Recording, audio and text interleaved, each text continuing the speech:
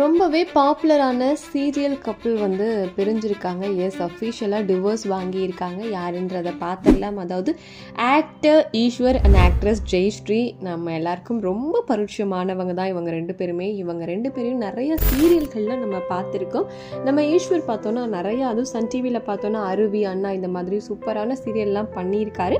But சமீப காலமாகவே இந்த சீரியல்லையுமே பண்ணாமல் இருக்காரு. அண்ட் பர்சனல் ரீசன்ஸ் அப்படின்ற மாதிரியும் சொல்லியிருந்தாரு.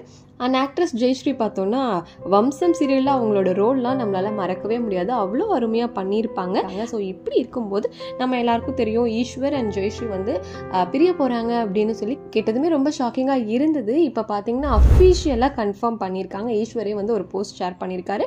அதில் என்னென்னா, எங்களோட ப்ரைவசிக்கு தயவு செஞ்சு முக்கியத்துவம் கொடுங்க, எல்லா மீடியா பீப்புளுக்கும் தான் சொல்கிறேன்.